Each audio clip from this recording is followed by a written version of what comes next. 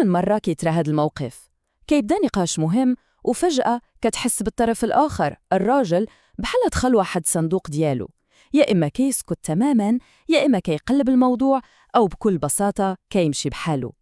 هاد القضية كتحير بزاف، واليوم غادي نحاولوا نفهموا شنو كيوقع بالضبط في العمق، ماشي غير داكشي اللي كيبان على برا.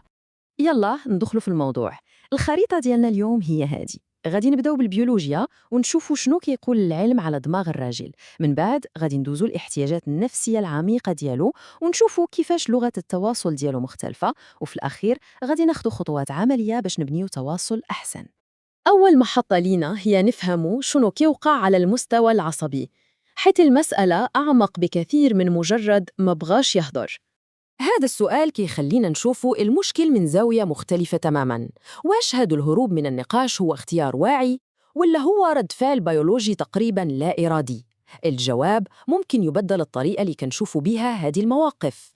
وهنا عندنا اللاعب الرئيسي في المسرحية كاملة، اللوزة الدماغية أو الأميغدالا.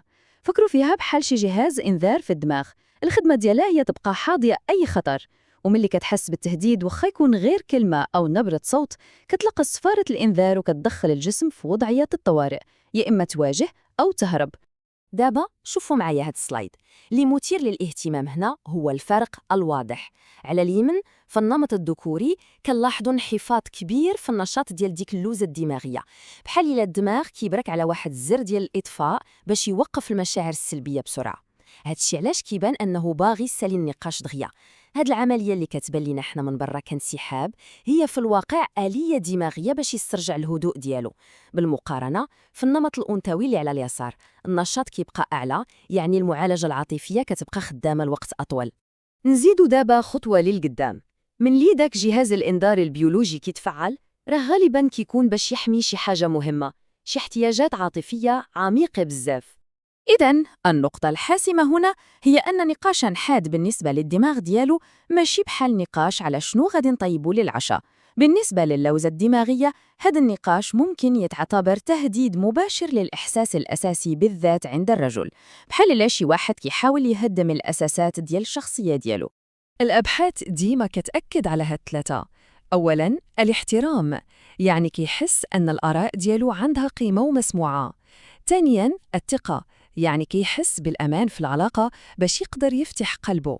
وثالثاً التقدير، يعني كيحس أن المجهودات اللي كيديه متشافة ومعترف بها. بالنسبة لبزاف ديال الرجال هادو هما الأكسجين العاطفي، بلا بهم كيبدأ يحس بالاختناق في النقاش. وهاد المقولة كتوضح الرابط بشكل عبقري.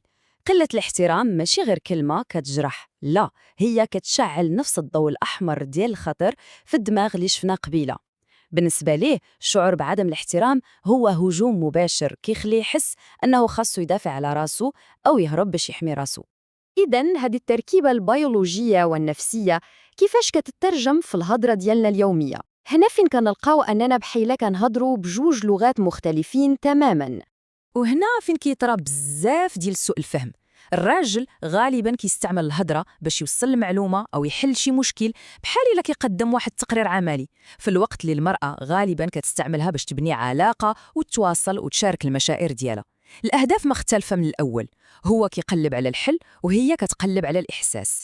وهذا السيناريو كيتعاود بزاف. هي كتعاود على المشكلة ديالها باش تحس بالقرب والدعم، هو كيسمعها وكيعتقد أن الدور ديالو هو يلقى لها حل. ملي كيقدم ليها داك الحل العملي هي كتحس أنه تجاهل المشاعر ديالها وأن الأهم بالنسبة ليه هو الحل ماشي هي. وهو كيحس بالإحباط حيث المحاولة ديالو للمساعدة ترفضت، وكيحس بعدم التقدير. إذن فهمنا علاش كيوقع هادشي، ولكن الهدف الأهم هو نلقاو كيفاش نتعاملوا معاه، كيفاش نتعلموا نهضروا لغة مشتركة ونتفادوا أن النقاش يرجع صراع. أول حاجة خاصنا نتعلموا نقراو لغة الجسد. هذه هي علامات الإنذار المبكر. اليدين مربعين كتعني أنه في موقف دفاعي. ملي كيتجنب يشوف مباشرة راه كيحاول ينقص من حدة الموقف.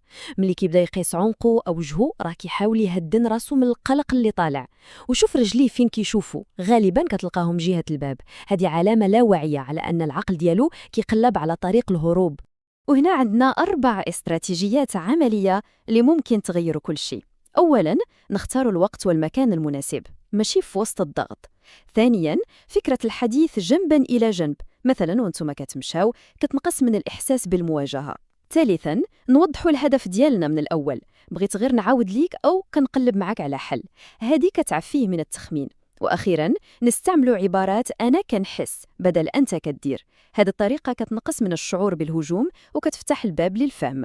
فآخر هاد الرحلة ديالنا كيبقى هاد التفكير الأخير: شنو غادي يوقع إلا بدلنا الهدف ديالنا؟ إلا ما بقاش الهدف هو نربحو في النقاش أو نفرض رأينا، ولكن الهدف يولي هو نفهم داك الشخص اللي معنا. يمكن هاد التغيير البسيط في النية هو أقوى مفتاح على الإطلاق.